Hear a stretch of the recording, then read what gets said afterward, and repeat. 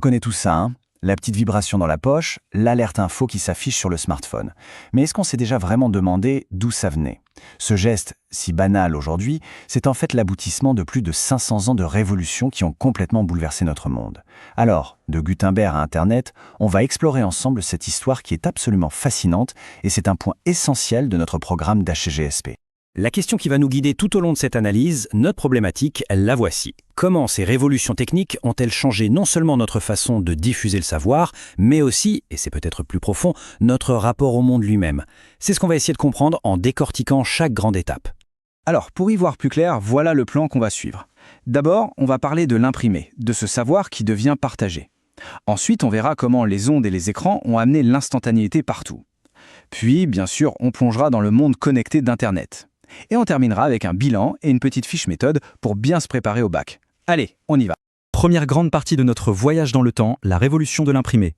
Alors attention, il ne faut pas voir ça comme un seul événement, mais plutôt comme un très long processus qui s'étale sur plusieurs siècles, depuis l'invention géniale de Gutenberg jusqu'à l'industrialisation massive de la presse au XIXe siècle. Pour bien se repérer, voilà quelques dates clés à avoir en tête. L'idée d'imprimer, elle est en fait très ancienne. On trouve déjà la xylographie en Chine dès le 7e siècle. Mais le grand tournant, c'est bien sûr l'imprimerie à caractère mobile de Gutenberg vers 1450. Et puis bien plus tard, au 19e siècle, tout s'accélère avec l'industrialisation, la rotative et une machine au nom un peu bizarre, la linotype. La linotype, qu'est-ce que c'est que cette machine? En fait, c'est assez simple. Son nom vient de l'anglais « a line of types », c'est-à-dire une ligne de caractères. C'est une machine immense avec un clavier qui permet de composer non plus lettre par lettre, mais une ligne de texte entière en plomb d'un seul coup. Et ça, pour les journaux, ça va absolument tout changer. Pour bien se rendre compte de la révolution, il faut vraiment imaginer l'avant et l'après. Avant, on avait un typographe qui assemblait les petites lettres en plomb, une par une. C'était un travail de fourmi incroyablement lent. Avec la linotype, on tape sur un clavier, comme sur une machine à écrire, et la machine fait tout le travail. La vitesse est démultipliée. C'est ça et rien d'autre qui va permettre l'explosion de la presse quotidienne à grand tirage. 9 millions. Il faut s'arrêter une seconde sur ce chiffre. En 1913, en France, on vend 9 millions de journaux chaque jour. C'est un chiffre absolument colossal qui nous montre à quel point la presse est devenue un média de masse, une habitude, un rituel quotidien pour une très grande partie de la population qui sait lire. Donc ce qu'il faut retenir ici, le point vraiment crucial, c'est que l'imprimé à grand tirage ne fait pas que diffuser les nouvelles. Il démocratise l'accès au savoir, il aide à fixer les langues et surtout, il permet la naissance de ce qu'on appelle l'opinion publique. Les gens peuvent s'informer, comparer les points de vue, débattre. C'est tout simplement un des piliers de nos démocraties modernes. On passe maintenant à notre deuxième grande révolution, celle des ondes et des écrans. Et là, il y a deux nouveaux concepts qui entrent en jeu, deux mots-clés, l'immédiateté et la puissance du son et de l'image. Là, regardez cette accélération, c'est juste incroyable. Au début du 19e siècle, une information met des jours à traverser la France par la malle-poste. Avec le télégraphe optique de Chappe, on passe à quelques heures. Le télégraphe électrique, lui, réduit ce temps à quelques minutes. Et enfin, avec la radio, qu'on appelait à l'époque la TSF, la télégraphie sans fil, l'information devient instantanée. Le monde d'un coup rétrécit. Et avec la radio, puis la télévision un peu plus tard, il y a quelque chose de complètement nouveau qui s'invite dans les foyers, l'émotion. La voix d'un homme politique, le son d'un événement en direct. L'information n'est plus seulement un texte qu'on lit, elle est entendue, elle est vue. C'est vraiment ça l'avènement des médias de masse, capables de toucher des millions de personnes en même temps, au même moment.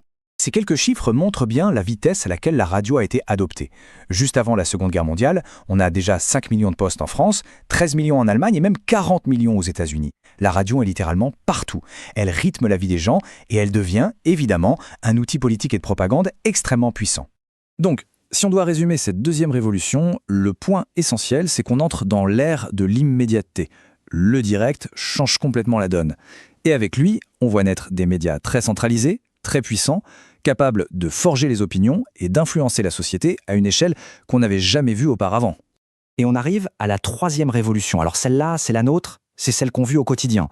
La révolution d'Internet, qui nous a fait basculer dans un monde où on est connecté en permanence. Au début, Internet, c'était un outil un peu confidentiel pour les militaires et les universitaires. Et puis dans les années 90, ça s'ouvre au grand public et la croissance est fulgurante. Mais la vraie rupture, le changement de paradigme, c'est l'interactivité. Tout le monde peut devenir à la fois consommateur et producteur d'informations. Et bien sûr, avec le smartphone, cet accès est devenu permanent, mobile, dans notre poche. Allez, petit exercice, un document type bac comme on pourrait en avoir à l'épreuve. C'est un graphique qui a l'air un peu complexe, mais on va l'analyser ensemble. Il nous montre les pratiques culturelles des jeunes. Qu'est-ce qu'on observe? C'est assez clair, plus on avance en âge, entre 11 et 17 ans, plus on s'éloigne des pratiques comme la lecture de livres pour aller vers les écrans. C'est la preuve visuelle d'une concurrence féroce entre les médias. Et ça pose une vraie question de fond. Quelle est la place de la lecture aujourd'hui? Et attention, cette concurrence, ce n'est pas juste une question de temps passé. C'est aussi une question cognitive, ça se passe dans notre cerveau. Lire un livre sur papier, c'est une activité linéaire, immersive dans un cadre bien fermé. Sur un écran, la lecture est hypertextuelle. On clique d'un lien à l'autre, on zappe, elle est fragmentée. Ça ne sollicite pas du tout les mêmes capacités. On parle d'une hyper-attention qui nous fait un peu papillonner d'une chose à l'autre. L'impact clé de cette révolution numérique, il est donc triple. 1. L'information est mondialisée, accessible partout, tout le temps. 2. Elle est individualisée, chacun peut construire son propre fil d'actualité. Et 3. Le plus important peut-être, la frontière entre celui qui informe et celui qui est informé devient de plus en plus floue. Bon, on arrive au bout de notre parcours. On a vu énormément de choses, c'est le moment de synthétiser tout ça et de préparer une petite fiche efficace pour une composition ou une étude de document au bac. Voilà une fiche de révision qui résume tout. Pour chaque révolution, l'imprimé, l'audiovisuel, le numérique, on a les dates repères, les techniques clés à connaître et surtout l'impact majeur sur la société, de la démocratisation du savoir à l'interactivité. C'est vraiment le squelette de n'importe quelle argumentation sur ce sujet. C'est à maîtriser. Alors, revenons à notre question du début. Comment ces révolutions ont-elles changé notre rapport au monde? Eh bien la réponse, c'est que chaque innovation a, en quelque sorte, rétrécit le monde en abolissant les distances et le temps. L'information n'a jamais été aussi facile d'accès, mais cette abondance la rend aussi beaucoup plus complexe à trier, à hiérarchiser et bien sûr à vérifier.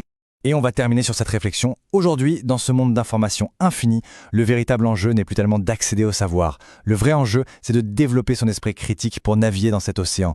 C'est peut-être ça, finalement, la 4e grande révolution de l'information, celle qui doit se passer non plus dans les machines, mais bien dans notre tête. C'est tout l'enjeu de la GGSP. J'espère que cette analyse vous aura été utile.